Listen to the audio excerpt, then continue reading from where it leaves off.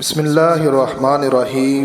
خدا ہے ان کو عظیم کہتا، مقام ان کا بڑھا بڑھا کر، انہی کی عظمت بتا رہے ہیں، انہی کے نعرے لگا لگا کر۔ خدا نے ان کو گواہ بنایا ہر زمانے کا، ہر مکان کا، وہ آج بھی سب کو دیکھتے ہیں نظر رحمت اٹھا اٹھا کر۔ سمٹ کر ساری زمین آئی، بنی ہتھیلی پہ مثل رائی، صحابہ نے دی گواہی جہاں میں ڈنکے بجا بجا کر۔ آئیے آقا کریم صلی اللہ علیہ وسلم کا مبارک ذکر سماعت فرمائیے۔ آقا کریم صلی اللہ علیہ وسلم کا شجرہ نسب حضرت محمد صلی اللہ علیہ وسلم بن عبداللہ بن عبد المطلب بن ہاشم بن عبد مناف بن قصی بن قلاب بن مرہ بن قاب بن لوی بن غالب بن فہر بن مالک بن نضر بن کنانہ بن خزیمہ بن مدرکہ بن الیاس بن نضر بن نزار بن معد بن عدنان۔ میرا آقا کریم صلی اللہ علیہ وسلم کی ولادت باسعادت۔ آقا کریم صلی اللہ علیہ وسلم عام الفیل والے سال پیر والے دن 12 ربیع الاول کو 575 عیسوی کو دنیا میں ظاہر ہوئے۔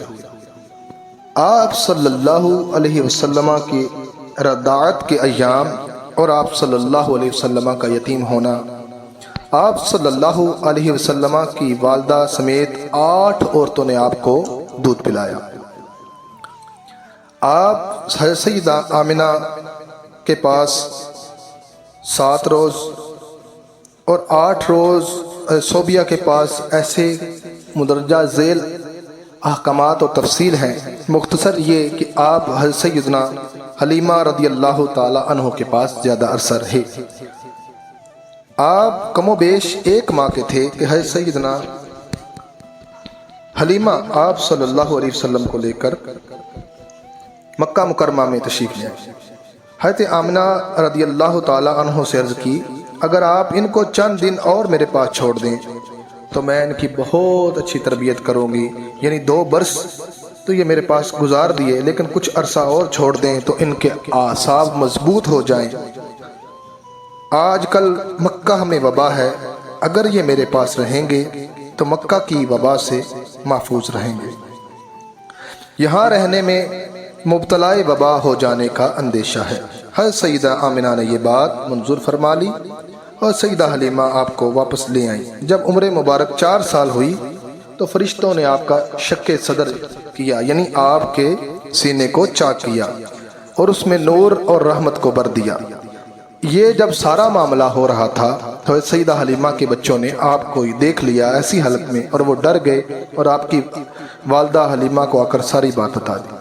غرض یہ کہ آپ 4 سال سے کچھ کم عرصہ حضرت حلیمہ کی تحویل میں رہے۔ جب آپ صلی اللہ علیہ وسلم کی عمر مبارک 6 برس کی ہوئی تو ایک روز حضرت آمنہ رضی اللہ تعالی عنہا آپ صلی اللہ علیہ وسلم کو لے کر اپنے میکے قبیلہ بنی نجار میں چلی گئیں۔ 1 ماہ وہاں قیام کیا۔ واپسی پر حضرت سیدہ آمنہ رضی اللہ تعالی عنہا نے ابواہ کے مقام پر انتقال فرمایا اور آپ کو وہیں مدفون فرما دیا۔ تو گویا آپ 2 برس اپنی والدہ ماجدہ کی تحویل میں رہے۔ آپ صلی اللہ علیہ وسلم کا مبارک بچپن، حضور اکرم صلی اللہ علیہ وسلم کی بچپن کی بہت ساری تفصیلات ہیں، لیکن مختصر یہ کہ آپ بچپن ہی سے نہایت خدا ترس، رحیم، شجاع، متین، صادق القول، باحیا، امین اور صفات محمودہ سے متصف تھے، اور جمیل خصائل رذیلہ، جتنے بھی پوری عادات ہیں اور جتنے افعال مذمومہ ہیں، میرے آقا کریم صلی اللہ علیہ وسلم کی ذات ان سے پاک تھی۔ آپ صلی اللہ علیہ وسلم کو کسی نے برہنہ نہیں دیکھا۔ آپ صلی اللہ علیہ وسلم ایک مرتبہ تعمیر کعبہ ہو رہی تھی، آقا بھی پتھر ڈو رہے تھے، جس سے آپ صلی اللہ علیہ وسلم کا کندھا مبارک چھل گیا۔ حضرت عباس آپ کے چچا نے کہا کہ یہ ازار کندھے پہ رکھ لو، اور آپ صلی اللہ علیہ وسلم نہ مانتے تھے۔ انہوں نے زبردستی رکھ ہی دی اور آپ صلی اللہ علیہ وسلم کا جسم تھوڑا سا برہنہ ہو گیا۔ اس برہنگی کی وجہ سے آپ صلی اللہ علیہ وسلم بے ہوش ہو گئے، یعنی میرے آقا اس قدر باحیا باوقار تھے اور باپردہ تھے۔ آپ صلی اللہ علیہ وسلم کی کفالت کا ذکر۔ حضور اکرم نور مجسم شفیع دو عالم صلی اللہ علیہ وسلم کی والدہ کی وفات کے بعد آپ کے دادا حضرت عبد المطلب نے آپ کی پرورش فرمائی۔ جب عمر مبارک 8 برس 2 مہینے 10 روز کی ہوئی تو آپ کے دادا نے وفات پائی۔ ان کے بعد آپ صلی اللہ علیہ وسلم کے چچا حضرت ابو طالب نے آپ کی پرورش کی۔ آپ کا نکاح اور شام کی طرف تجارت کی غرض سے سفر کرنا۔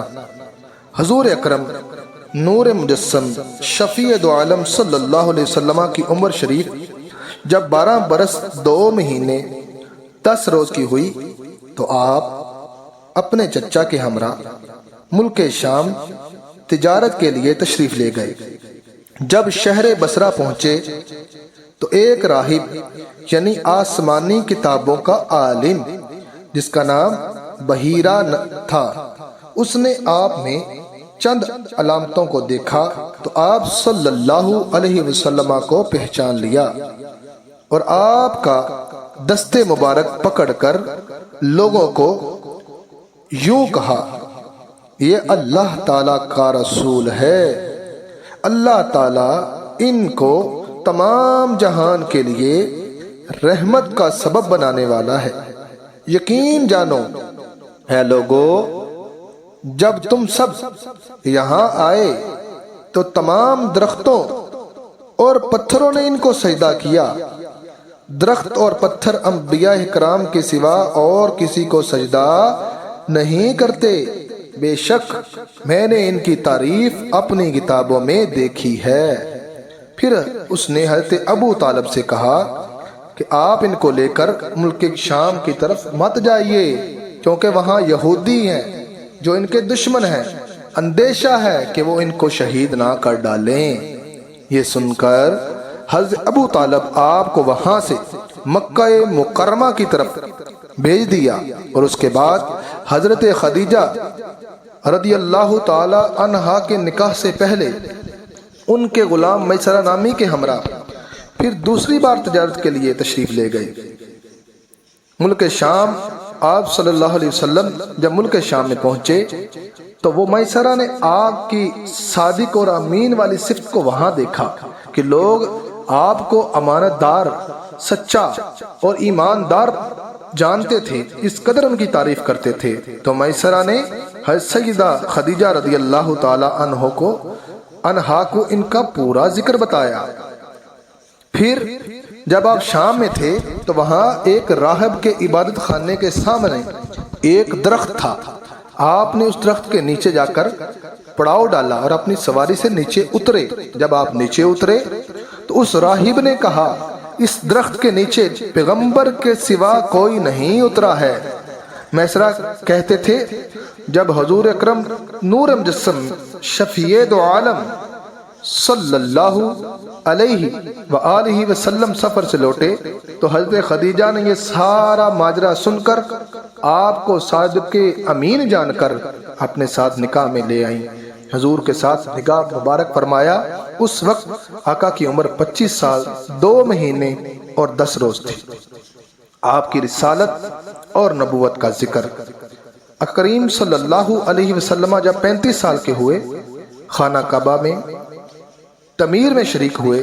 حضرت اسود کو اپنے ہی دستے مبارک سے آقا کریم صلی اللہ علیہ وسلم نے رکھا، اور جب آپ صلی اللہ علیہ وسلم 40 سال 1 روز کے ہوئے تو اللہ نے آپ کو نبوت اور رسالت کے منصب پر فائز فرمایا اور لوگوں کو آتش دوزخ سے ڈرانے اور جنت کی خوشخبری سنا کر دعوت اسلام دینے کا حکم دیا۔ آقا نے فرمایا اے لوگو، اللہ ایک ہے، صرف اس کی عبادت کرو، کسی بت پرست کے پیچھے نہ جاؤ، اور یہ بت تمہیں کسی قسم کا کوئی نفع دینے والے نہیں ہیں۔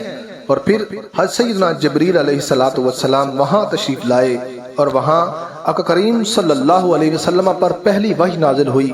پہلی وحی کا مقام اور حضرت جبریل کا نزول غار حرا میں ہوا۔ غار حرا مکہ معظمہ سے قریب 3 میل کے فاصلے پر ہے، جس میں آقا کریم صلی اللہ علیہ وسلم نبوت سے قبل جایا کرتے تھے، اور وہاں پر اللہ تبارک و تعالیٰ کی تسبیح و تحلیل فرمایا کرتے تھے۔ حضرت جبریل پہلی وحی لے کر آئے، آقا کریم صلی اللہ علیہ وسلم کو کہا اقرأ بسم ربک الذی خلق خلق الانسان من علق، پڑھ اپنے رب کے نام سے جس نے تمہیں پیدا کیا، پڑھ اس رب کے نام سے جس نے تمہیں خون کے ایک لوتھڑے سے پیدا کیا۔ یہ وہ آیہ کریمہ کے پہلے الفاظ ہیں جو سیدنا جبریل علیہ السلام اللہ تبارک و تعالیٰ کی بارگاہ سے زمین پر لے کر کریم صلی اللہ علیہ وسلم کے سینہ اطہر پر ان آیہ کریمہ کو نزول فرمایا۔